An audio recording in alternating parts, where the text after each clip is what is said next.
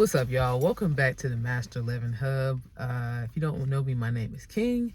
I am a life path 11 and expression 11, and my name equals 11. All right. So this week, I wanted to talk to y'all about paying attention to the signs of having the right people in your life, right? So 11 at its core is a 2, right? So that's the base vibration of the energy that we're working with. Of course, it is a double 1. Of course, it is an 11, and it is also a 2 at the core. But just kind of pinpointing the 2 energy, and then specifically for the even more relationship focused 11s, which would be the 29 11s. But this is applicable to all 11s.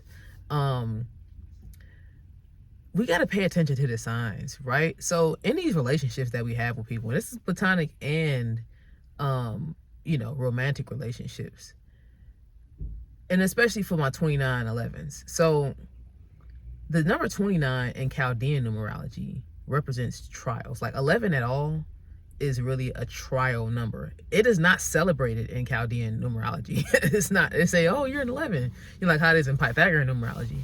And so it represents trials. And 29 specifically represents hardships, betrayals, and things like that, right?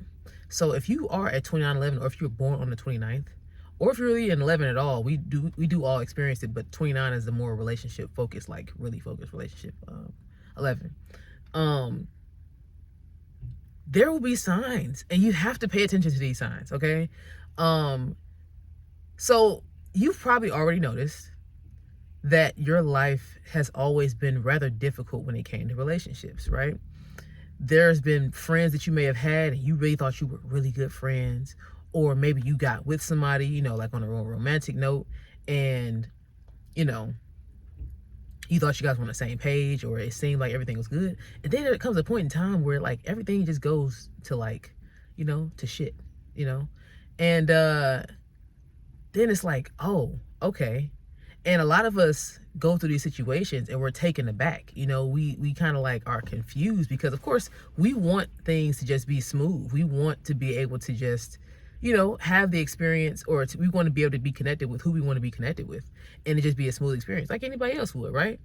But you gotta remember that 11 is not supposed to be an easy vibration to achieve. It's not supposed to be an easy number. So things will be difficult, and it will be difficult in as many areas as it possibly can be. So you need to pay attention to those signs of when it's time to change course with the people that you're involved with, okay? Because you have that intuition, and I've said this in other videos where we have that inner alarm system that we have as an 11, you need to use that when it comes to relationships as well. Like, of course, it's like a general thing, right? Watching out for people and things like that, but you need to make sure that you're utilizing that inner alarm system so you can know when it's time to change course with these relationships. And you'll find that a lot of times that if you don't change course when you need to, that you will be forced to change course, So wouldn't it just be better if you kind of like paid attention to the signs and to went ahead and say, you know what? All right, I'm gonna go ahead and I'm gonna just move around, It can be rough too, especially because, 11s feel things very deeply. 11s feel everything very deeply. And so if you have a connection with the person and, you were really like excited about it, and then it turns out, oh, that wasn't the right one, right?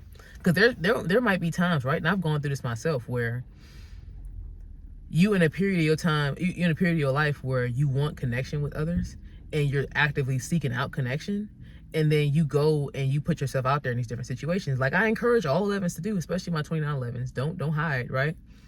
And then you may find that there's a lot of like door slams that happen like energetically, right? Where you think something work out and don't. And it might even be like a repetitive process because boy, oh boy, definitely experienced that this past year.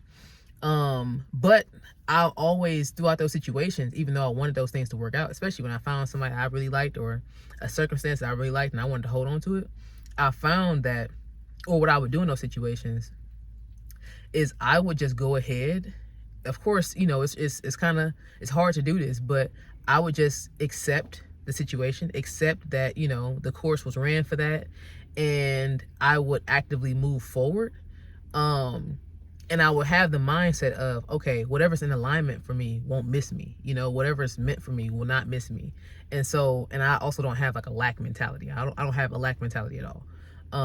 And so I have an abundance mentality. So I know that, you know, just because those few people, you know, didn't work out doesn't mean like there's a whole world outside of it, right? Like you can literally just move on, right? But yeah, so that's basically all to encourage you guys to keep going. And I know how rough it is, especially when you in the thick of it. When you in the thick of it, and you know, you, like I said, you actively pursuing connection, you know, whether it be romantic or platonic, and you've, you know, done a lot of shadow work in previous situations, you know, and you really just, you know, just trying to move forward and everything like that. And then you're constantly met with these just hitting wall, you know, you're just hitting the wall constantly, right? I feel like when those things happen, especially when it's like, for me, so let me say what happened for me. So for me, I was like active, and then I kind of like tapered off for some time, for some months, and then I kind of started getting active again. And I had experienced a thing where I kind of was still hitting the wall and everything like that. But I've actually had a little bit of luck, you know. So because I stayed steadfast, because I stayed focused on, you know, what was, letting go of what wasn't for me, then I made room for the thing that was for me. And so, you know, and even that, right? I'm kind of like still kind of, you know, just going with the flow, because even then, right, there could be something to learn within this, and it could, you know, this could not be the right situation either, right? But yeah, you know, just staying the course is the important part. Keeping your mindset together throughout that process, because it could be a long process for you or it could be a short process, you know. But I know as an 11, we do desire connection. You know, we do desire that depth. We do desire to merge souls with somebody, you know.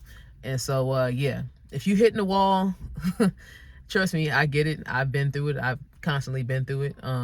But I think each time that you're able to alchemize, each time that you're able to transmute and move forward, like really move forward, you know, and let go, then you really make room for the right things, and the clarity comes.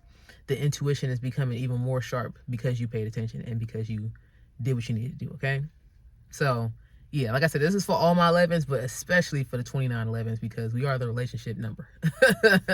We're the relationship 11, even though all 11s desire connection. But if you felt this, you know what I'm saying, go ahead and drop a felt in the comments. Drop the word felt in the comments. Like the video, you know, share the video with another 11 or somebody that you think can understand your pain. Also let me know, what kind of 11 are you? Do you know what kind of 11 you are? Feel free to go ahead and check out the TikTok. You know, definitely going up on TikTok. A lot of 11s that have been gathering there, so I'm super happy about it. I know some of you guys have come over from my other page, Ambitious Curiosity. So welcome in everybody that's new here.